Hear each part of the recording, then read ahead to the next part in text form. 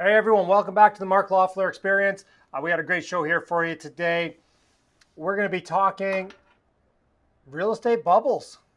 Are we in one? Are we in a real estate bubble in Canada? What's going on, guys? Like, should we be buying? Should we be selling?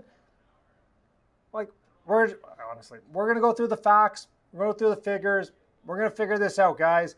I'm going to put a bunch of stuff up from CMHC, StatsCan, RBC, and we're gonna talk. What are five things that can trigger a housing crash right now?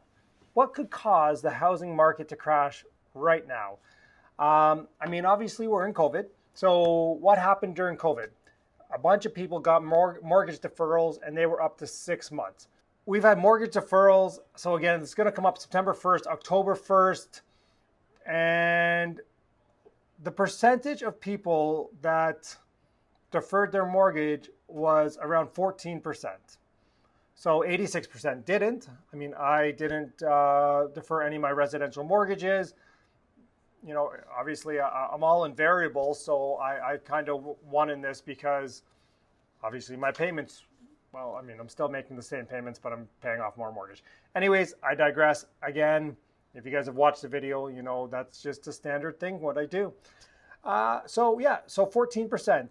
And 40% of Canadians have paid off their mortgages or had in 2016. It might have gone down, it might have gone up. Let's just call that 40%. So out of the 60, we're running about 7 to 8%, I would say. Yeah, 8%-ish of the overall housing market has deferred their mortgage payments.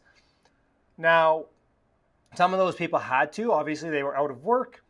Some of those people just took advantage of it or honestly, they just didn't know. They didn't know what was going to happen. They're like, hey, at the end of the day, I can defer my mortgage payment and, maybe I'll be fine. Maybe I won't. Yet this gives me some breathing room. So let's call that probably half of those people, deferred because, it was uncertainty. Let's call 25% of those people deferred it because they're like, you know what, I'll put an extra little bit of cash in my bank. I'll save some money. Obviously, I'm going to pay more over the long run, yet today, I'd rather save some money. And 2% were like desperate, needed that, and needed to make that happen. So 25% of them. So, this obviously we could see in September, October, a number of listings come on the market if people aren't able to start making their mortgage payments again. If we are talking about power of sale, because we don't have foreclosures in Canada, not really, or bank sales or anything like that, so they're called power of sales. Those take a while to get through the court. So they'd be 6 months deferred, and then they'd still have to not pay 3 to 4 months of that mortgage, and then they go through the courts, and there's going to be a backlog of stuff when it comes through. So, when would we see that? January? February, March next year. Yet if they know they can't afford it, and we're going to start to see some of those homes come on the market. It's the end of July. It's July 24th right now, and we could start seeing some of those houses come on the market. We're already seeing an uptick in the number of listings, yet there's a lot of demand out there. So we can go through which one. I'll do that in a later video, which ones, where we are in sellers market, buyers market, where we're at across the board. We're just going to talk about housing crash right now. Obviously, we had SERP. It's July 24th. We have one more month of SERP. It ends at the end of August. $2,000. Did that cause people not to default on their mortgage and be able to pay? Probably, yeah. Probably helped. And those people who got SERP, did they probably defer their mortgage? I'm sure they did. SERP's coming up. We still have the employee for businesses. We have the government paying 75% of wages still. That's going to change a little bit, but they've announced that's going to run till the end of December. Okay, so I'm going to give some of my opinions after. I'm just going to go through what could affect this. Obviously, low interest rates right now. If interest rates were to spike, then that could obviously cause less people to be able to get into the market, which then lowers demand, which would precipitate a bubble, a crash.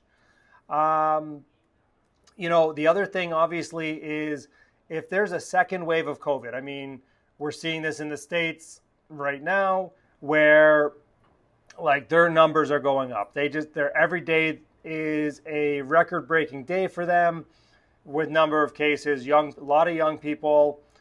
And, so if that were to happen in Ontario and we were to shut down again, that might precipitate a crash.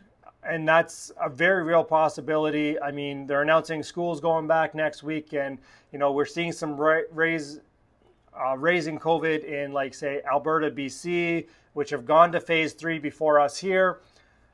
So these are things to watch out for. I'm just putting out what could happen, guys. Like these are all things, right? Guys, everybody's been talking about housing bubbles for a long freaking time. Like, the Canadian market has been in a bubble since forever, everybody says. Like, if you look at The Economist, if you look at anything that looks from the outside world in, the Canadian market's been in a bubble for a long time based on our full affordability rates. So if we go to the housing affordability from RBC, basically, Canada overall, you need 50% of your income to cover home ownership costs. Now, we look at something like that and we say, well, it's a lot, right? They recommend it's like 35 to 40.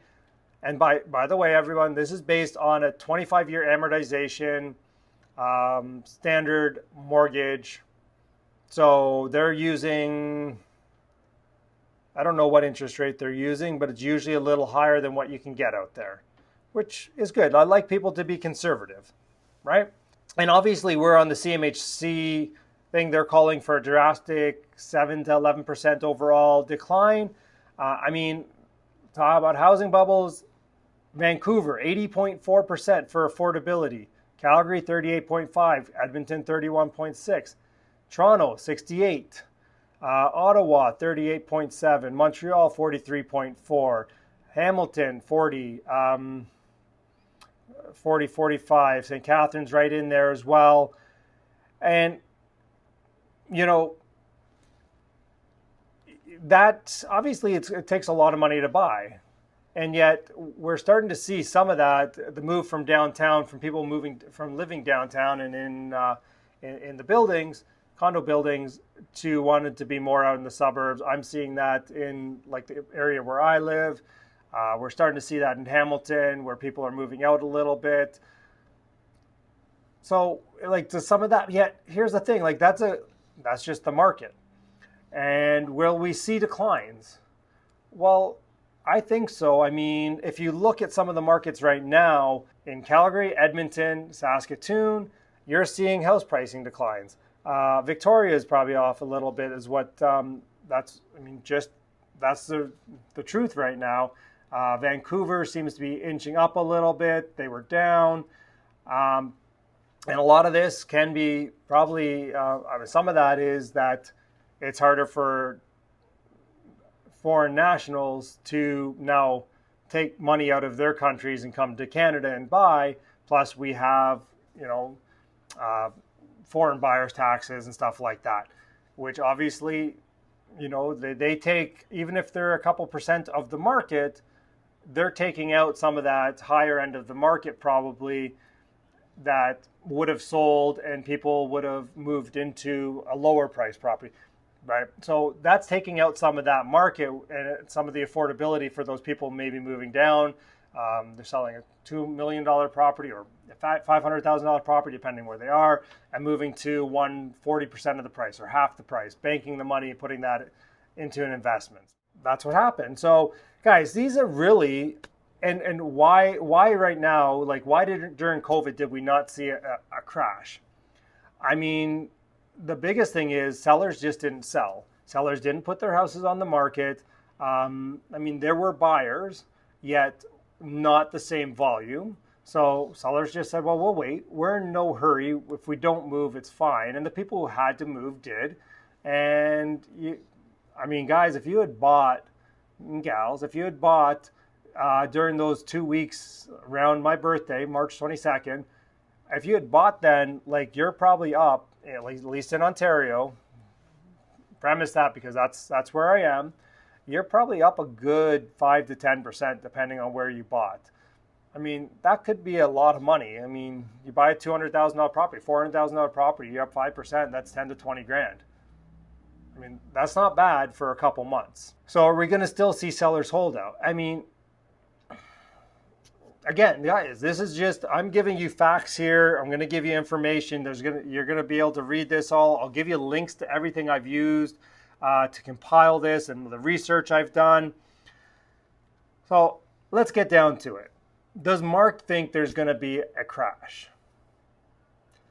Again, I think we're going to see some areas of the country that are going to drop off in prices. I think obviously in any oil producing area, so Alberta, Saskatchewan, St. John's, Newfoundland, you're probably going to see some decline in prices as they're just not going to, there's not going to be as many jobs out there. There'll still be jobs, just not as many. And so if the oil fields aren't working, then they don't need, people aren't coming in to work there. There's not as many restaurant jobs. There's not as many office jobs. There's just not as many jobs going. And that's going to cause, obviously, pricing to come down. It's going to cause rental pricing to come down. Obviously, they don't have rent control in Alberta. So they have more swings in their rental rates than we do in, say, Ontario, where there's a constant supply issue. CMHC called for a drop of 19 to 29% to their pre-COVID level before beginning a slow gradual recovery. I mean, I think we saw a little drop in March, and basically people said if I'm going to have to take 20% off the price, I'm not selling. And that was just the be-all and end-all of it. And we're kind of seeing that pre-COVID. Now, is that a possibility if we get a massive second wave? Yeah, it is. Oh, I'm sorry. They said 9 to 18%, and prices will recover in the first half of 2021. So maybe we just recovered quicker. Honestly, maybe the government programs had a definite effect, and that mitigated some of that. I think so, and I don't see us having a big crash. Number one, the housing starts. They're predicting housing starts to be down 33 to 50% depending on the area. So that means there's not going to be as many new units coming on. So the resale market's people want to live somewhere and they want a ready-made unit, or they're not willing to wait 2 to 3 years, then they're going to go to the resale market. So that's going to cause more demand on the resale market if there's less new units for people to buy. So, guys, Ontario, I think we're going to do okay if we don't have a massive second wave. Alberta, you guys are going to see some small declines, I think, just from the fact, you guys, your housing affordability is so cheap anyways. I wouldn't call that a bubble. That's the problem when we say Canada's housing market is in a bubble, is that the two biggest markets, Vancouver and Toronto, account for so much of the real estate market that they basically dwarf everything else. So they dwarf everything else, and it makes it so that they skew the numbers. So if Vancouver was to drop 10%, we might see a decline overall in the Canadian housing market. Same with Toronto. Do I see these things happening?